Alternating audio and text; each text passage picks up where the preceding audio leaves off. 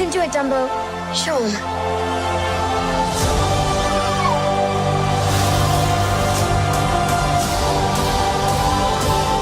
Fly, Dumbo. Fly. Baby of mine. What's up, everybody? Welcome to Real Time for the Real Everyday Movie Fan. I'm, of course, Josh Williams. Thank you so much for joining me here today, because I am giving you my real-time review, of Dumbo.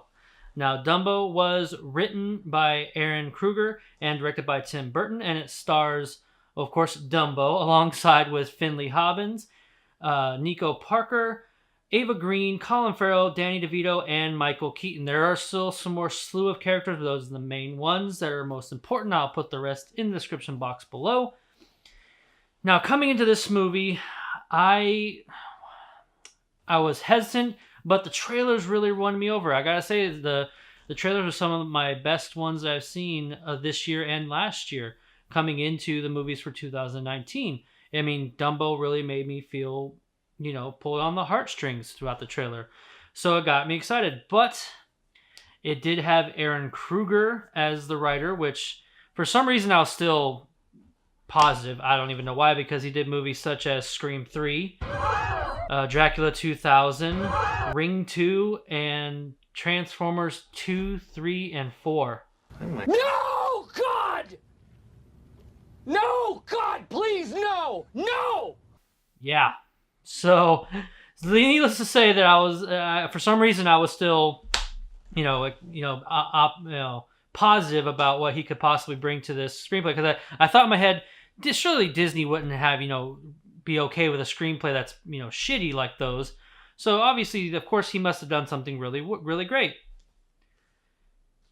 But before we get into my review and my score, guys, please be sure to subscribe to the channel and hit the notification bell so you can receive more of our various content in the future. So getting that out of the way, I am giving this movie a 6 out of 10, and it just barely gets that 6 out of 10. Man, Ehren Kruger really, stepped in elephant shit, so to speak, with this one. I mean, he was the reason this movie is as, got the score it gotten, and it's due to the writing, it's due to the writing of the characters, writing of how things transpire, and of course, Tim Burton also plays a role in how to tell the story given with the screenplay. Now, I'll get with Tim Burton here in a minute, but just the screenplay was god-awful. I mean, a lot of the characters were how they were written. They were just, they're evil. They're bad people. Why? Reasons. Or this person's interested in this. Why? Reasons. Don't really explore it. You just take it for face value. Now, of course, there are so many movies where the villain will be the villain, and they're just evil because. But for something like Disney, doing Disney live actions, I for some reason expect a little bit more out of them than just your typical film. Like, I know they have the capability of giving us rich characters, whether they're villains or protagonists. So I was hoping for more there. And not just that, but just the flow of events didn't feel seamless. Like with Jungle Book, you just really went on the journey. It didn't feel like it was just going from point A to point B. You just were enthralled in the world of the film, and you just go along with the journey. But with this one, it just felt like, we're here. Okay, we're going to go here. Oh, we're going to go over there now. But, there's no seamless flow to it that really just made you enjoy it. There's a lot of times where I was just, why are we going here? Or why is this happening? Okay, cool.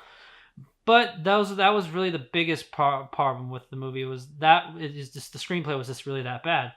Now, the actresses and actors who were given these characters, which was little to none, did as best as they could. Especially, I really liked Eva Green's character, Colette, who is this gymnastics person. She did a pretty good job. I felt like she's really good in everything. If you haven't seen her in Miss Peregrine's, I don't remember the rest of it, but the Miss Peregrine's film, she's good in that one as well. Colin Farrell, he does an okay job. Like I said, these characters weren't given enough for me to really even attach to them, including the children who are supposed to be taking the place of the mice in this movie. Finley Hobbs and Nico Parker, good actors and actresses, but I just felt like that's kind of where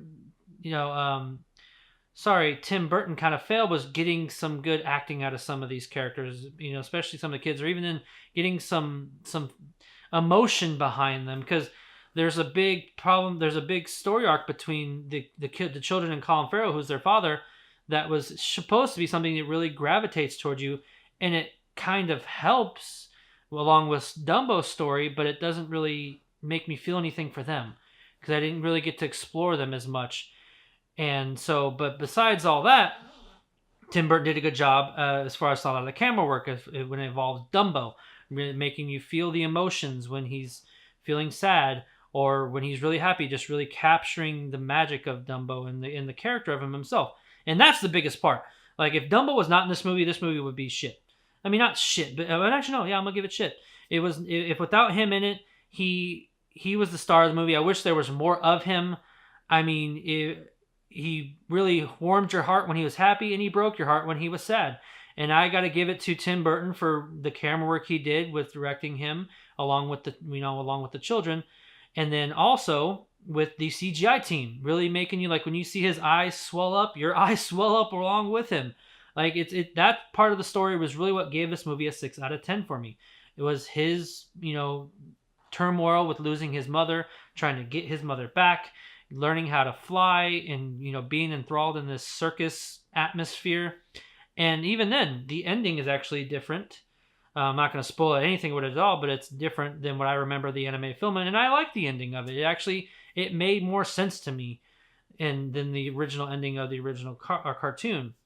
But can I recommend you guys seeing this movie in the theater, even though I gave it a 6 out of 10? Let me tell you this. If you have kids, take them. The children will eat this movie up. I mean, when I went and saw it, there's a bunch of families there with their kids, and the kids were just loving it. They were loving Dumbo, and I think you're seeing the happiness on your kids' faces will be enough. But if you're someone who's just who grew up with the Disney animated films and are wanting to see them in live action, save your money for Aladdin, even though I have some hesitance about that, but we'll talk about it another time. And Lion King, save them for that one. Catch this movie when it goes out on Disney Plus. I don't think they're going to be on Netflix anymore. I think that kind of partnership ended. But save your money for those. Catch it when it comes out on VOD or something like that. It's not enough for me to justify some people taking $10. But then again, if you want to see it, watch it, let me know, and share your thoughts.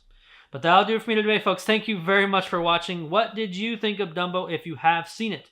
Leave your comments in the section below. Let me know whether you liked it or not. Give me your positives, negatives, and your score out of 10. Let's get a discussion going. Maybe you can help me see some different sides, things that I maybe didn't catch. But also, again, if you like what you watched, hit the like button. Subscribe to the channel so you can receive more of our various content in the future. Also, like us on Facebook, Twitter, and Stardust. Links are in the description below as always. That's all for today. Again, I'm Josh Williams, and thank you for keeping it real with Real Time.